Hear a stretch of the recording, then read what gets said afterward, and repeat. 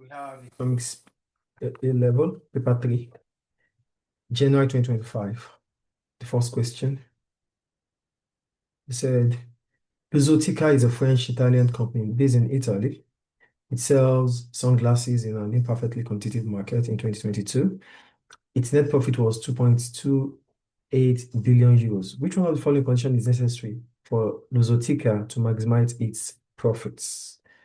That's profit maximization. And an imperfect market is what? What's an imperfect market? An imperfect market is, how do you say? An imperfect market is,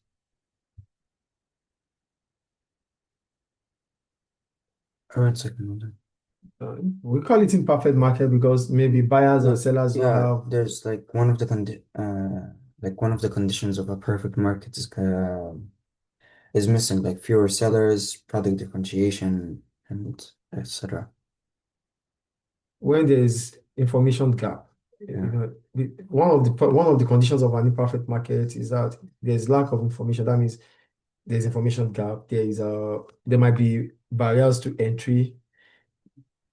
It's not perfect. Now, if it's not perfect, it simply means all the conditions that make it a perfect market is not there. So, like it's competitiveness, price is not always stable. That means there is always going to be producers making more money than consumers. These are things that makes imperfect markets. Mm. Well, now they said in an imperfect market, what will make Luxottica to maximize profit? What is profit maximization there?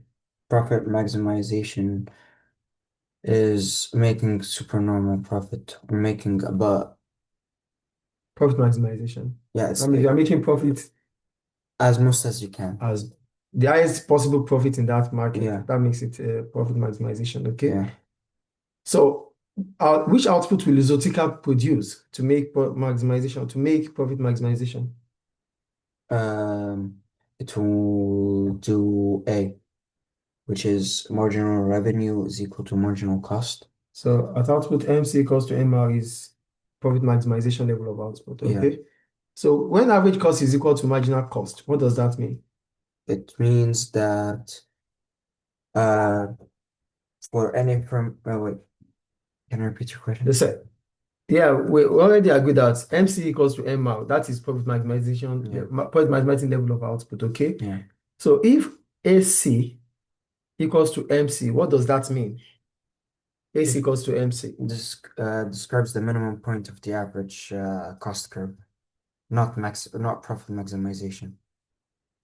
Yeah, when AC equals to MC, it simply means that It the tells you where your firm, costs are minimized, not where yeah, that profit. means the firm is producing at maximum, the efficient, that's the efficient level of output, Yeah. efficiency. So AC equals to MC shows efficiency. So when marginal cost equals to zero, what does that mean?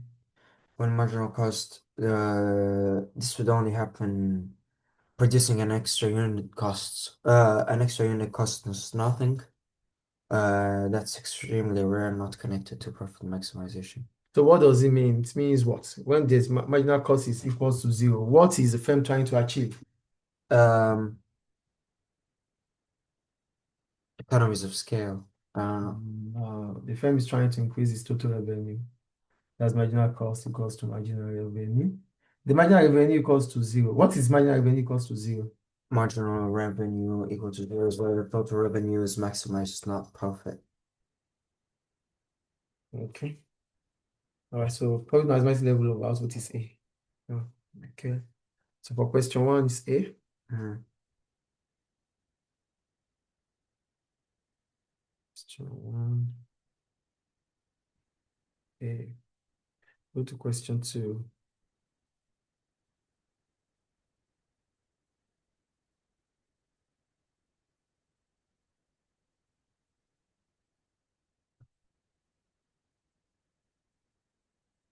For question two, they said Sony, an electronic company and Honda, a vehicle manufacturing company, have collaborated to develop a new electric car. Mhm. Which one of the following best describe this type of arrangements? So the Um, collaboration between Sony and mm, Honda yeah, will bring about what? to bring about a joint venture. What's a joint venture? A joint venture is when two separate companies or unrelated companies create a temporary or long-term partnership to work on something. Joint venture means two firms are coming together to set up a new project. Mhm. That's joint venture.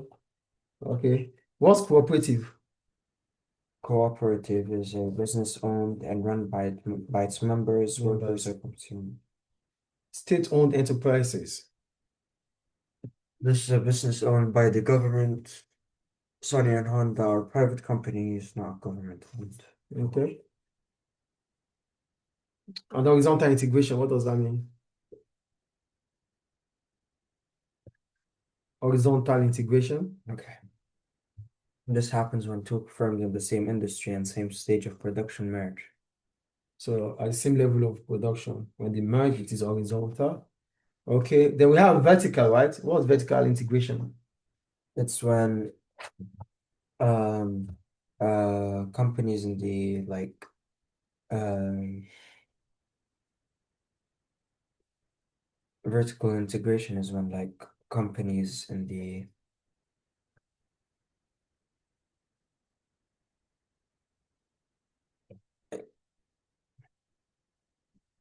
it's like when a company like takes more stages of production, more than one stage of its supply chain. Vertical integration. When two or more firms collaborate or integrate at different level of production. Like I want the definition. You're giving me example now. You're supposed to give me the definition first. And we have forward vertical and backward vertical. What makes them differ? backward is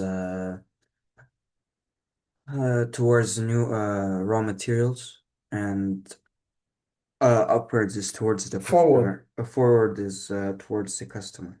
Okay. That's about integration, joint venture, cooperative, state-owned enterprise. Okay. So that's about that. Then go to question 3. So question 2 is joint venture C, right? Mhm. C. Right back.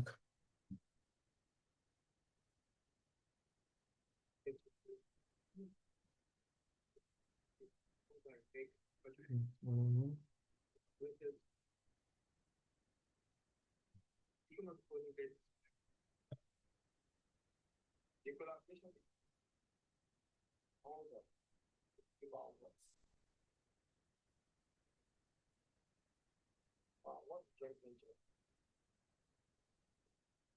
Integration,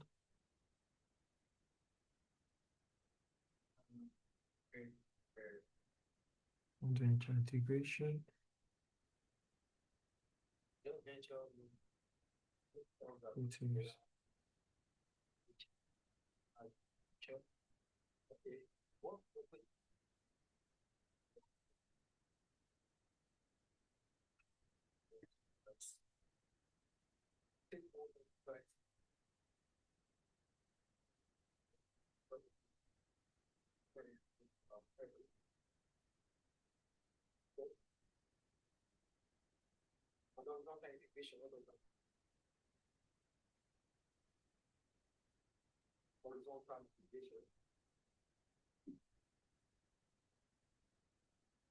It is okay. Go to question 3.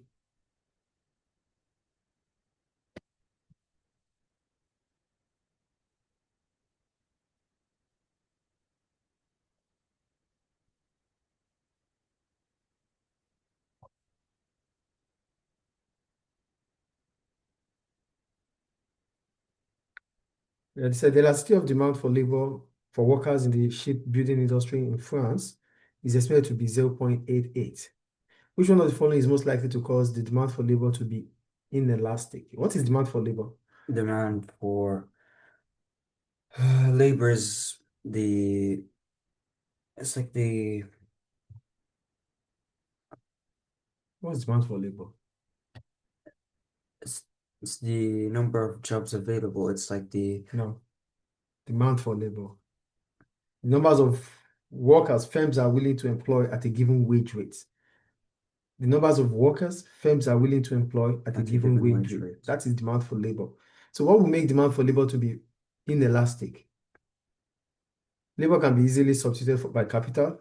Would that make it inelastic? If machines can replace workers more easily, firms will cut labor quickly when wage rises. So is it A? No. Okay. The workers are all members of trade union. Would that make it inelastic? A union can affect wage, but does not directly determine how sensitive firms are to wage changes. There's a large supply of labor available to work in the industry. This affects the supply of labor, not the Demand. elastic demand of labor. Labor costs are a small percentage of total cost. If labor is only a small part of cost, a rise in wage doesn't affect total cost that much. So what does that simply mean? Firms won't reduce employment. Firms will employ more workers, right? Yeah. Okay. So the answer is D, right? Mm-hmm. Okay. Question 3D.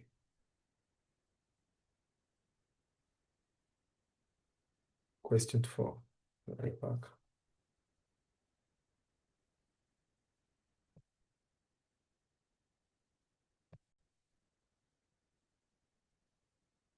So we have question 4. They said the diagram shows marginal cost, average total cost, and average variable cost curves for a profit maximizing sweet corn producer in Argentina operating in a perfectly competitive market. Okay. So here they said, now going to the question. They said, which one of the following, at which one of the following prices would the producer sell sweet corn in the short run but shuts down in the long run? Would sell in the short run but shuts down in the long run. Why will a firm want to shut down in the long run?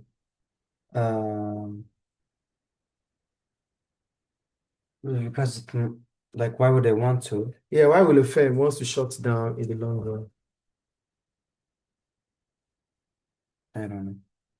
Then how did you now choose the answer if you don't know why a firm would want to shut down in the long run?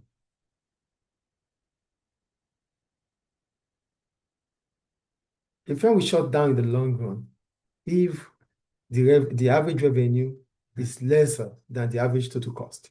That is when the firm would shut down in the long run. Okay. Then questioning your options now. Now you said at P1, in P1, why did you choose P1 anyway? Did I choose P1? Not choose P1. No, why didn't you choose P1? Because it's below the ABC. Okay. A firm would not even sell at that price in the short run. Yeah. Okay. And then why the choice of P2? The choice of P2 because in perfect competition, price is equal to marginal revenue. So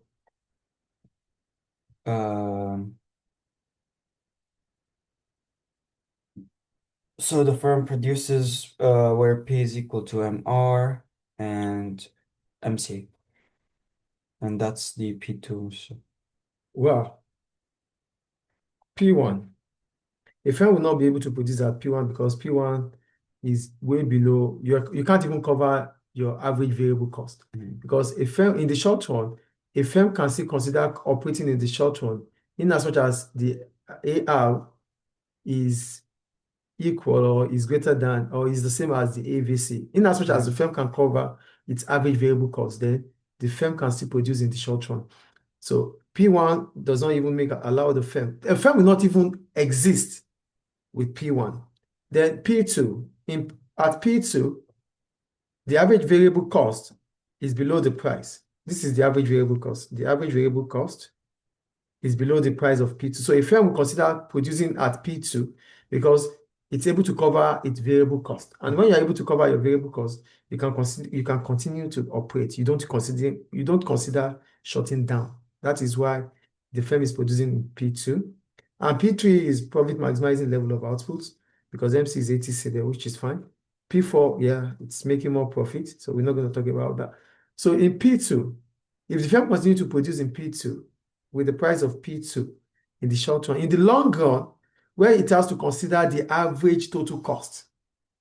In the long run, the firm will consider what the average total cost, not the average variable cost.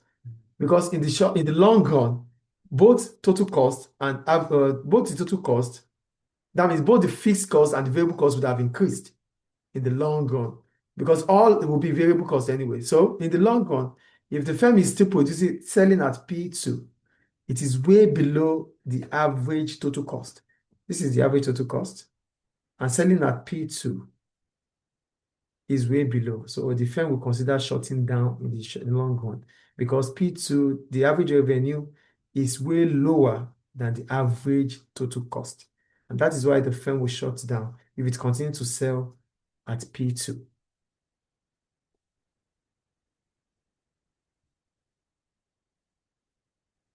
So when it comes to shutdown, in long run, short run, shutdown will only occur if the firm is said, if AR is way below AVC. Short run shuts down.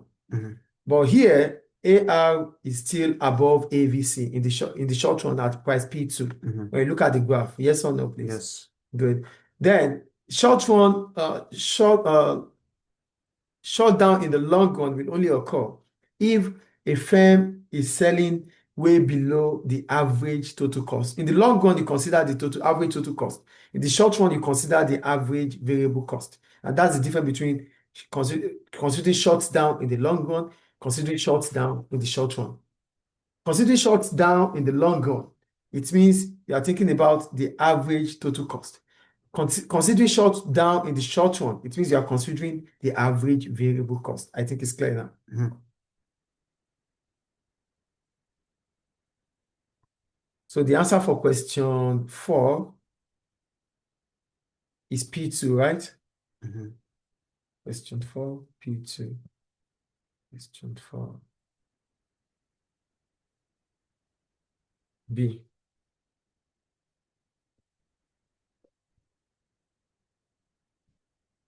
I'll be right back. So go to question 5. It said in 2019, the European Union fined Qualcomm, a semiconductor manufacturer, 242 million euros for setting its price below its average variable cost. Which one of the following best describe this pricing strategy? Setting the price below average variable cost is what? Predatory pricing. Predatory pricing. And when predatory pricing is charged, what does it mean? Setting price below variable cost to drive rivals out of the market. So that's predatory pricing. Usually it's like big companies that do that. Okay, great. There was price discrimination. Price discrimination is charging different prices to different customers for the same product. Based on what? Based on race, income, sex, Gender. Sorry. Okay. Gender. Okay. Gender, I don't know, religious beliefs, maybe. Yeah, based on different characteristics. Okay, that's price discrimination. Thank you. So go to question 6. Are you there? They said, which one of the following diagram illustrates the total revenue curve for a profit maximizing firm operating in a perfectly competitive market? A profit maximizing firm. Which one illustrates the total revenue curve for a profit maximizing firm operating in a perfectly competition? I chose A. Yeah, why is it A?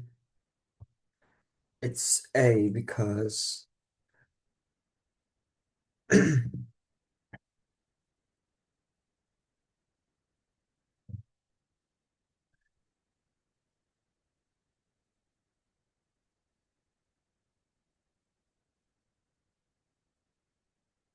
it shows a downward shifting, downward sloping, shows that revenue is falling as output increases. A profit maximizing firm operating in a perfectly competitive market will produce. I think I did a mistake here, right? I don't know. I think it's B. Why is it B? Now that I think of it. Because in a firm, in a perfect competition, the firm is a price taker. Price is constant. Total revenue is equal to price times quantity. So output rises, revenue rises proportionally. A profit maximizing firm will produce where its marginal revenue equals to the marginal cost. Okay. Choosing A, cost and revenue. Cost and revenue, demand should be A. What B, it's supply curve. How? Okay, so for A means that revenue is falling as output increases, right? Demand slope, yeah. Okay, so that would only happen if price fell sharply with the output. Yeah, but because it's a profit maximizing Yeah, firm, which is what a monopolist faces, right? so it's a downward slope demand Okay, curve. It's A. okay. C is incorrect because a horizontal line means revenue stays constant even as output increases. That's impossible. And D.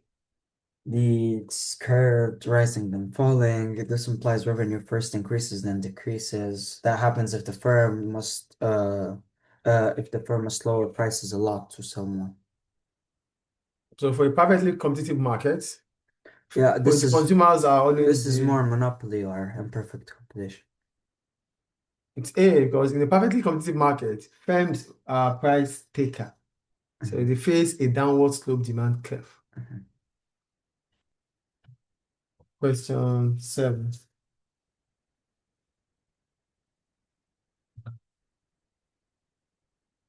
So with reference to okay. Here's the case study.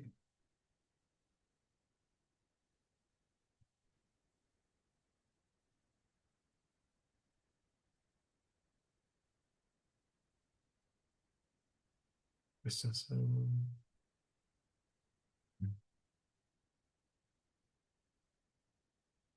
It said with reference to figure 1,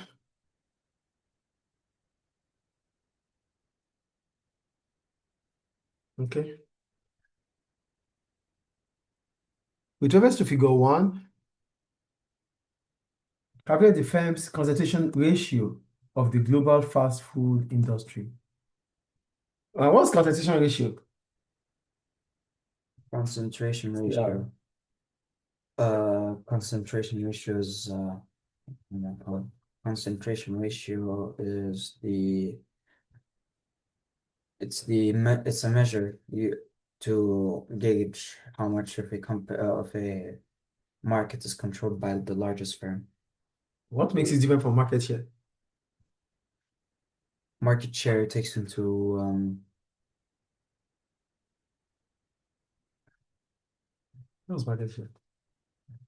market share is the stake of it, like it's the stake of each, or like A brand sale, the total brand sale divided by the market sale multiplied by 100. Just give me that answer and stop. okay. All right, now they said, with reference to figure 1, calculate the four firms' concentration ratio of the global fast food industry. McDonald's,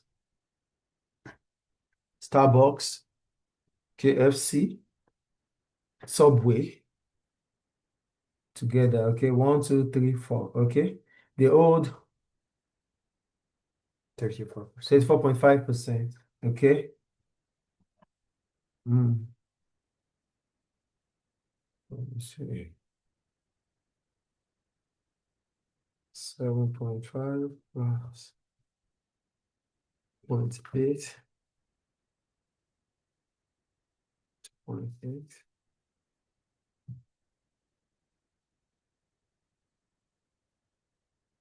21.4, 34.5%. Okay.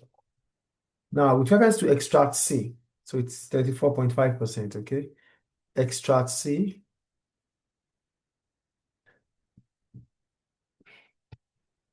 With reference to extract C, in December 2023, McDonald's opened a new cafe called Cosmax. It sells a variety of drink and food options. Cosmax has a menu of drinks such as coffee, and stories are there. I don't want to use stories anymore. Organic growth, okay, it said, explain what is meant by organic growth. So organic growth occurs when the business expands using its own resources, not mergers, no integration, okay? It includes opening new outlets, launching products, or increasing sales internally. Extra C shows McDonald's expanding through Costmarks, cafes, demonstrating internal self-finance growth rather than acquiring another firm. Great. So that's about question B. Hold on. It's just the cover. C. Now go to question C. With reference to extract A, analyze two reasons why the global fast food market is expected to grow. With reference to extract C, analyze two reasons why the global fast food market is expected to grow. So here he said, oh, thank you. Okay. There are also limited food choice for on-the-go eating. McDonald's aims to compete with Starbucks in the growing beverage markets and plans to open Costmarks in 10 different locations, mainly in Texas, USA, and by December 2024. McDonald's is planning to establish 10,000 new Costmarks cafes worldwide by 2027. So fast food demand rises because urbanization increases, consumers needed quick meals. As more people live busy city lifestyle. Another driver is affordability, since slow wage growth makes cheaper meals attractive. Firms also spend heavily on advertising, boosting demand, increased use of delivery apps like Lumato times Uber Eats further. Zomato or Lumato? Zomato. Zomato, okay. Times Uber Eats further expands accessibility and convenience, which stimulates global industry growth, okay? So easy access to fast food, wage rates, urban lifestyle that brings about the need to quick eat, makes it to expand, makes it to be a potential market for growth, right? Okay, that's question C. Go to question D. With reference to the last paragraph of extract B, last paragraph of extract B, which is moreover, okay. With reference to the last paragraph of extract B, examine the likely impact on McDonald's profits by switching to suppliers that use more ethical and sustainable methods of production. Moreover, McDonald's has switched to suppliers that use more ethical, sustainable methods of production. As a result, McDonald's costs of production have increased. The purpose of this change for suppliers was to make a positive impact on the planet. For example, McDonald's now uses deforestation-free supply chains for beef, sustainable fisheries for fish, sustainable palm oil production, and locally sourced ingredients to reduce its carbon footprint. When we talk about carbon footprint, that means you're talking about transportation, bringing about increase in pollution. Okay, using ethical sustainable supplier raises McDonald's production costs, shifting the cost curve upward and reducing profit margin in the short run. Higher costs may increase prices, causing lower demand and profits. However, improved sustainability can enhance brand image, attracting health consciousness for consumers and increasing long-run demand. The diagram can illustrate the concept. So, okay.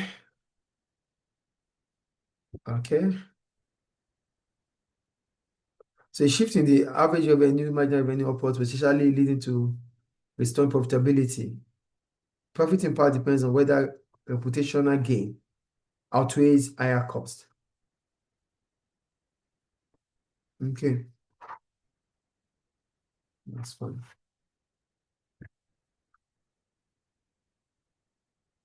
Go to question E. What about McDonald's all through today? With reference to figure 1. Is there McDonald's in Nigeria? Sure. There is. Figure 1. With reference to figure 1, extract C. Figure 1, extract C and your own knowledge. Discuss the likely effect of McDonald's opening Costmarks on its competitors. Costmarks target the growing beverage market, directly challenging firms like Starbucks, which owns 7.5% of the global fast food share. By opening 10,000 cafes worldwide, McDonald's increases competition, its scale, okay. Its scale and marketing resources allow aggressive pricing on product variety, putting pressure on smaller cafes. Competitors may respond by innovating menus, cutting prices on increasing advertising to maintain market share. However, market growth could often Soften. soften negative impacts as rising beverage demand allows Mm. multiple firms to expand. Additionally, Starbucks' strong brand loyalty may protect it. In the long run, competition intensifies, reducing abnormal profit for weaker firms. Reducing abnormal profits for weaker firms. Weaker firms, do they make abnormal profit? Weaker firms, while giving consumers more choice and possibly lower prices. Okay, so that. In the long run, competition intensifies, reducing abnormal profit, increasing abnormal profit, okay?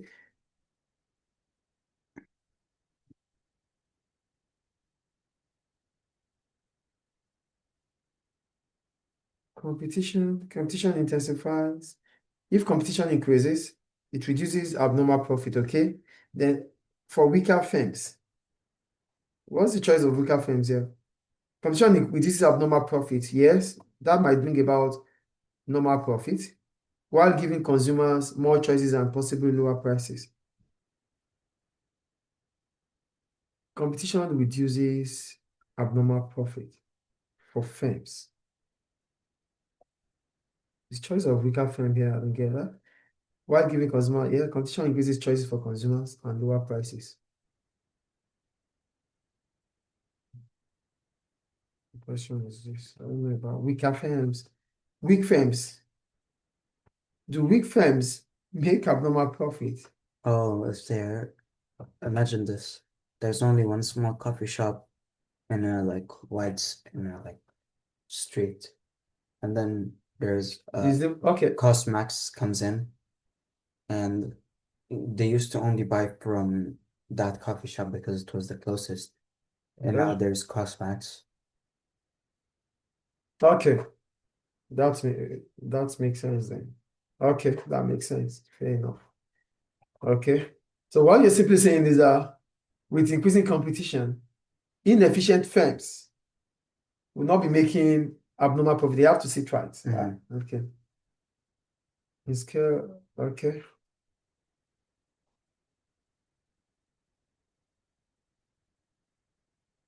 Right.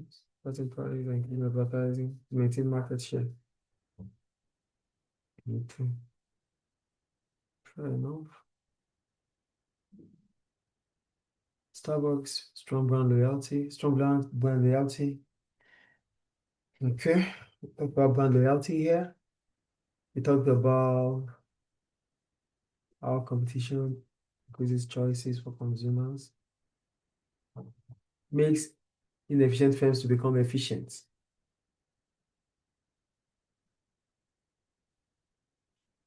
Allows multiple firms to expand. Okay, 1, 2, 3, 4, 5, 6.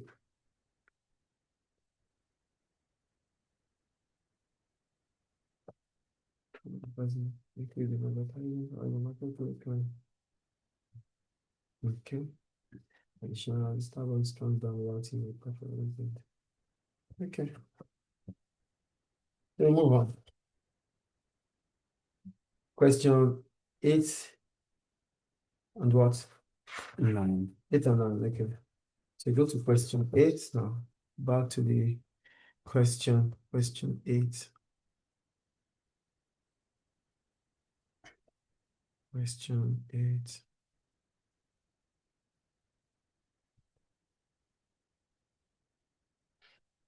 Right back.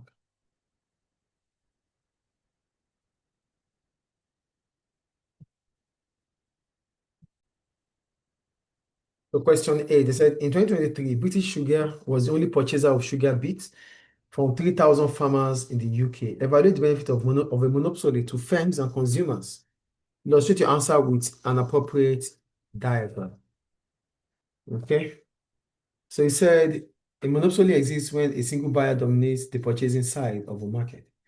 In 2023, British Sugar was the only purchaser of sugar. Okay.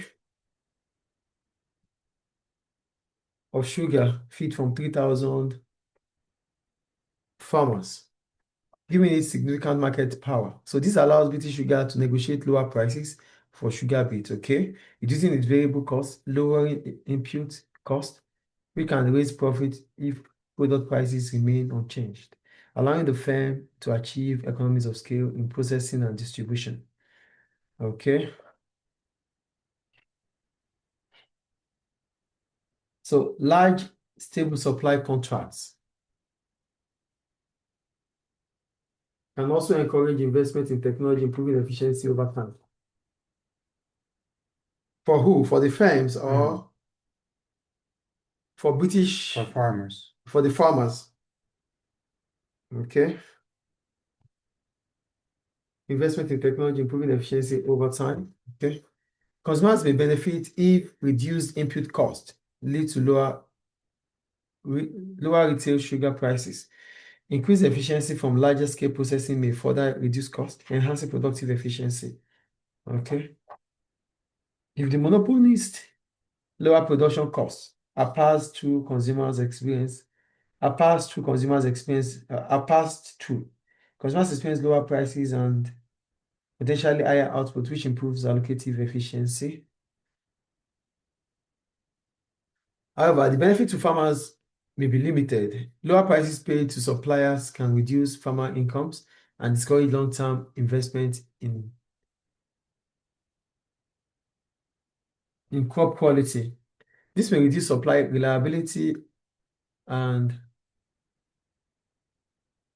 harm product quality, which can ultimately raise costs for consumers in the long run. Okay. Farmers may also become dependent on the monopolist, reducing their bargaining power. Yeah, they already have that because the monopolist. In some cases, a monopoly can stabilize the market for suppliers by granting continuous demand. Stability. Long-term contracts may reduce, yes. Long-term contracts may reduce price volatility, giving farmers predictable income even at lower prices. Stability can be valuable for smaller firms facing uncertain market conditions. Overall, the effectiveness of a monopoly depends on market regulation and behavior on the dominant buyer. No graph. You talked about lower prices here, so you can as well talk about how a monopolist will buy at a lower price. So you're supposed to draw a graph showing how a monopolist will buy at a lower price, maybe using P1, P2. Then where the quantity they always want to buy the highest quantity, but at a lower price. Because there's no one competing with Yes. You're supposed to draw a graph for that, representing that. But you're not doing that. So, and aside the market for goods, where else can we have a monopolist? A monopolist. Yeah, aside the market for goods, like this. In general, yeah. Yeah, where else can we have a monopoly? Where else can we have a monopoly? Like things that are like government owned, maybe. In the labor markets. Okay. In the labor markets. So basically, one person employs all the. Yeah, it will happen. That means the firm controls the market power in employing one factor of production, which could be labor. You get that? Yeah. So you're losing almost 4 marks here because you didn't draw a graph to represent whatever you've drawn. They said with a graph, which you have to represent. You're not drawing a graph. Using P1, P2, Q1, Q2. Talking about how the firm would want to buy at MC equals to AC. We're not doing that. There's no demand curve. Nothing. I'm giving you 16 marks here. Then is it question 9, right? Mhm. So let's say for the monopsonist, wait, I'm just going to back to question 9. You can have a typical graph like this. Okay. You can have a typical graph.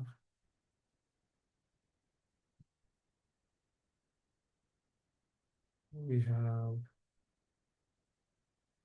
P2, P1, we have P2, P1,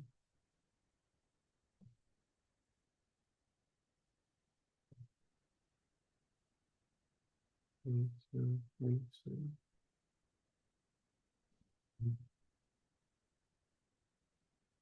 P1.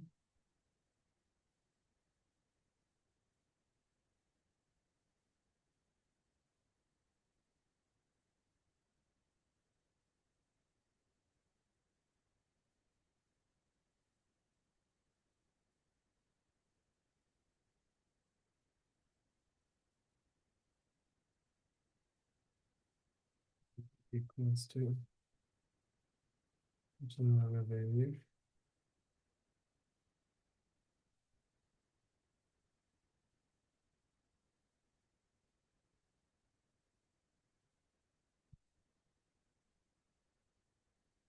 That equals to average cost, minimum cost. We have our price.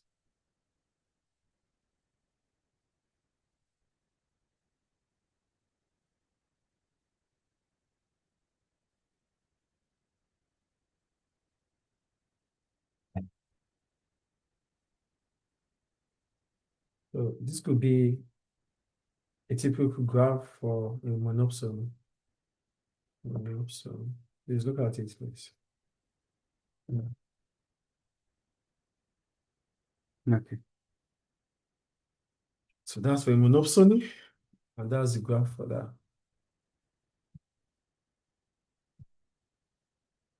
We'll move on to question 9, right? Mhm. Okay.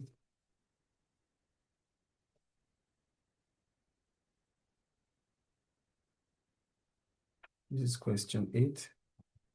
We go to question 9.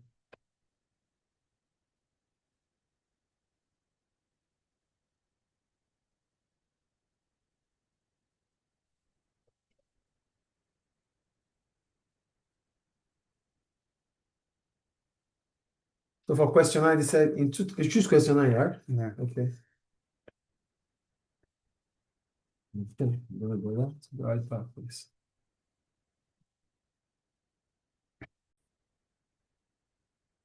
In 2007, the government of Indonesia set up the Credit Usaha program. The aim of this program was to support small businesses by offering subsidies and low-cost loans. In 2022, the amount that a business could borrow was increased significantly.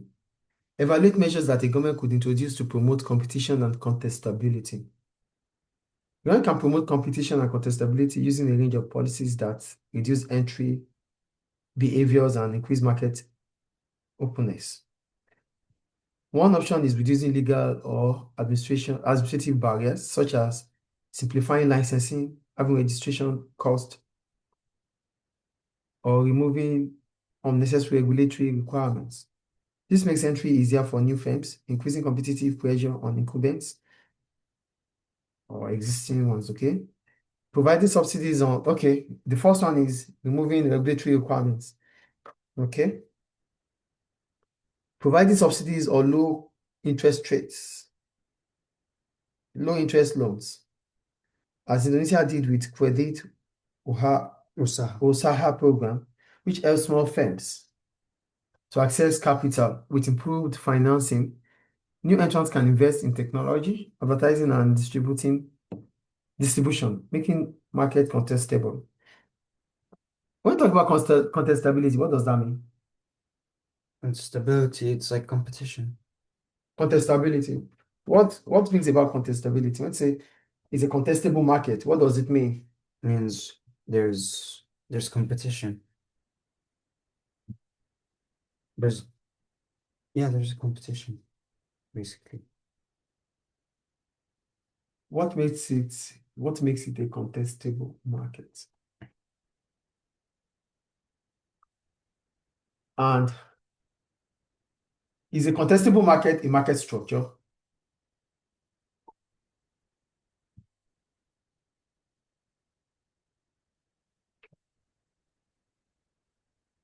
Is a contestable market a market structure, a kind of market structure? Hmm.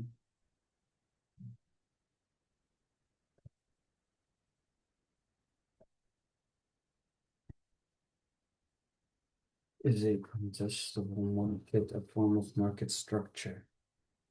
Is a contestable market a market structure?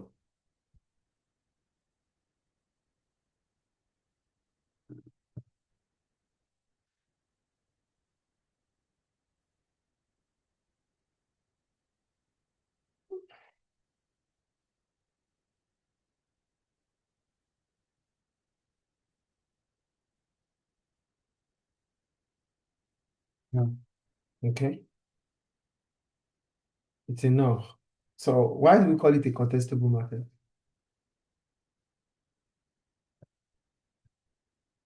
because it's a market where firms there's competition not because of the number of existing rivals, but because of the entry and exit that are easy. Entry and exit are easy. Do you think, in a contestable market, firms have the ability, individual firms have the ability to decide what happens in the market? No. No. Okay. So here you said, isn't true.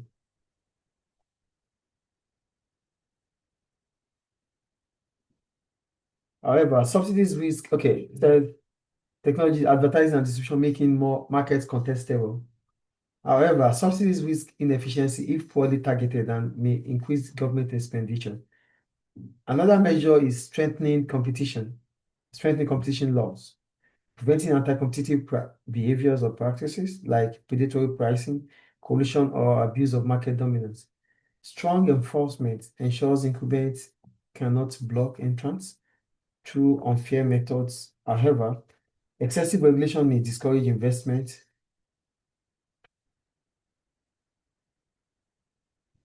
Excessive regulation may discourage investment or create compliance cost. Excessive regulation in terms of what?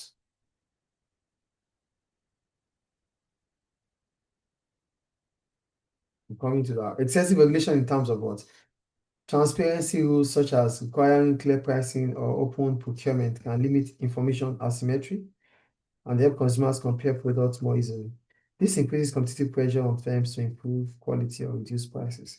Overall, a mix of financial support, regulatory reforms, and strong competition is needed. Each measure has benefits and drawbacks, but when combined, they can significantly increase market dynamism and improve outcomes for consumers.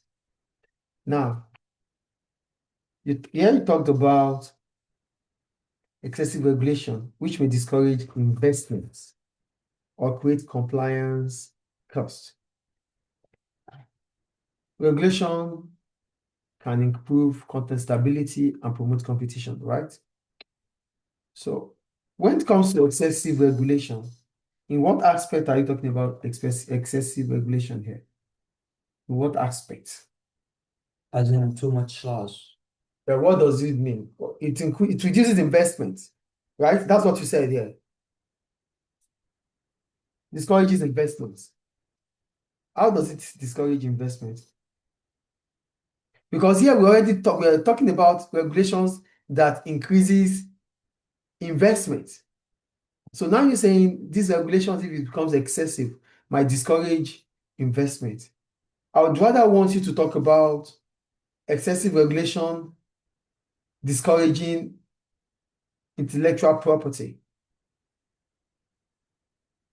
discouraging research and development. Because if the market becomes contestable,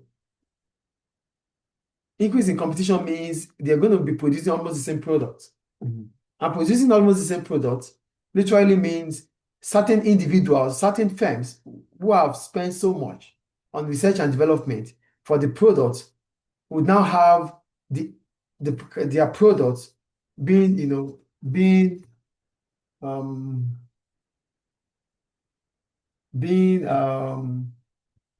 produced in a different form. So that means there's going to be a copycat production because it's a competitive market, which means they are selling homogeneous products. Ah. But if the market becomes contestable like it is, it means some firms that have really spent on research and development on that, or now on the product that is now being sold by different firms, or the now service that is being rendered by different firms, might discourage them from spending more on intellectual property, spending on investment or research and development, not really investment. So yeah, if you're talking about investment here, you would have rather talk about investment in research and development. Because the only way you can protect your intellectual property is by reducing competition.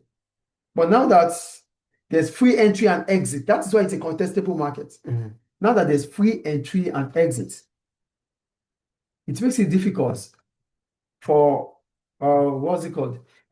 It makes it difficult for firms. It makes it difficult for firms to continue to invest. So your investment when it comes to contestability is not just investment in equipment. Yeah, it's about investment in research and development.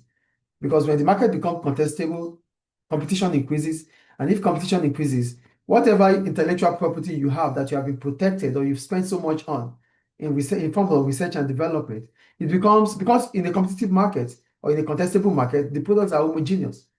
So there's nothing like protecting your intellectual property when the market becomes contestable because there's free entry and exit.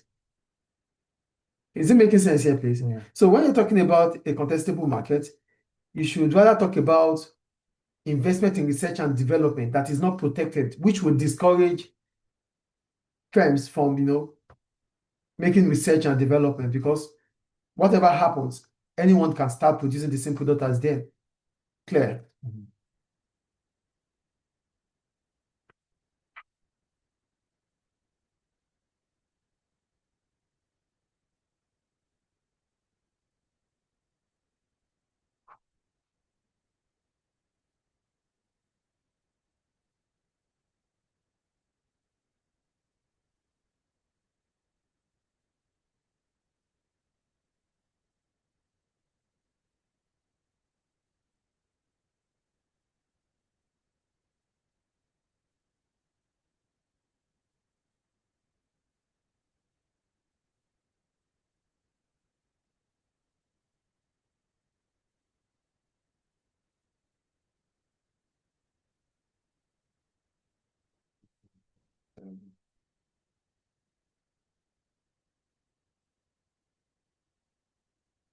Okay.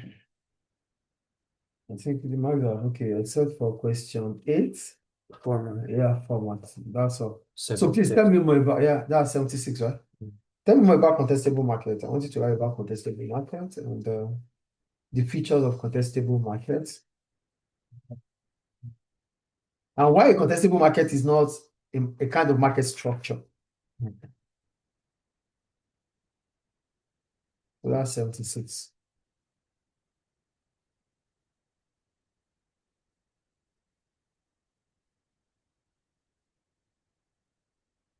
So that ends Economics paper 3, January 2025.